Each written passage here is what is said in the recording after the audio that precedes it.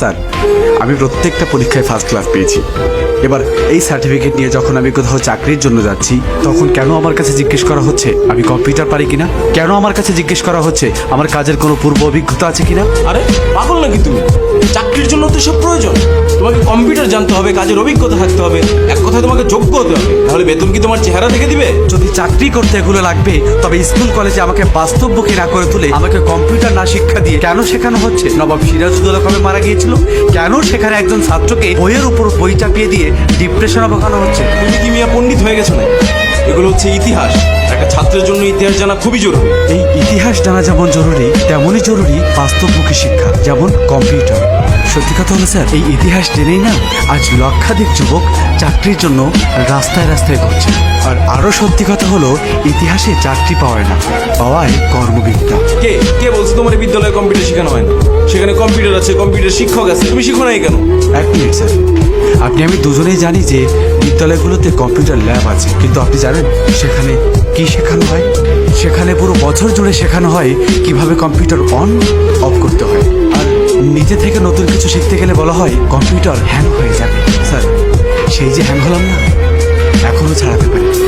আসল কথা হলো, সেখানে যা শেখানো হয় আর চাকরিতে যা চাওয়া হয়, দুইটা সম্পূর্ণ দুই রকম। তাহলে তুমি কোনো বাইরের কম্পিউটার ট্রেনিং সেন্টার থেকে ট্রেনিং নাও।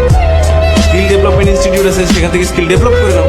তুমি জানো না, হাতের কাজ জানা থাকলে ভাতের অভাব হয় না। তাহলে স্যার, এই যে 18 বছর ধরে আমি মাস্টার্স কমপ্লিট করলাম, তার ভ্যালুটা কি? এই যে সার্টিফিকেটগুলো আমি অর্জন করলাম, এটা কি বাসার দেওয়ালে টানিয়ে রাখার জন্য নাকি চাকরির জন্য? যদি চাকরির জন্য হয়, তাহলে আমাকে কেন চাকরির মতো করে শিক্ষা দেওয়া হলো না? কেন আমার স্টাডি পিরিয়ড চলাকালীন আমাকে কর্মশালার মাধ্যমে চাকরির অভিজ্ঞতা দেওয়া হলো না? আমার শিক্ষায় কেন কর্মমুখী দিক নেই স্যার? শোনো বাবা, এখন সৃজনশীল হয়েছে, পাশের হার বাড়ছে, শিক্ষাঙ্গন এখন অনেক এগিয়ে গেছে। তুমি চাকরি পাও নাই বলে যে অন্যেরা চাকরি পাবে না তা কিন্তু, অন্যেরা এখন যোগ্যতা পাচ্ছে। স্যার, কর্মক্ষেত্রে গেলে সেখানে একটা কাজের ধারণা দিয়ে 4 ভাগে করতে বলা হয় না, যেমনটা আপনার সৃজনশীলে করাচ্ছে। চাকরিতে একটাই কাজ দেওয়া হয়, আর যদি আপনি তা না পারেন, আপনি অযোগ্য। কি আজব স্যার, এরা সৃজনশীল পদ্ধতিতে পড়ালেখা করছে, তবে সৃজনশীল কোনো কর্মক্ষেত্র পাচ্ছে না, আর পাবেও না। পাচ্ছে একটা সার্টিফিকেট। তুমি একটা শিক্ষিত সমাজে দাঁড়িয়ে এসব কথা কিভাবে বলতো? তুমি কি বলতে চাও, এখন শতভাগ শিক্ষার কোনো দাম নেই? শিক্ষাঙ্গন এখন বিজনেস কোম্পানি স্যার, আর স্টুডেন্ট হলো প্রোডাক্ট। প্রত্যেক বছর এই কোম্পানি থেকে কয়েক লাখ এ প্লাস ব্র্যান্ডের প্রোডাক্ট বাজারজাত করা হচ্ছে। দুঃখের বিষয় স্যার, এখানে কোনো জ্ঞানী গুণী মানুষ বের হচ্ছে না। এদেরকে জাস্ট প্রেশার ক্রিয়েট করে মুখস্থ করিয়ে এ প্লাস পাওয়ানো হচ্ছে।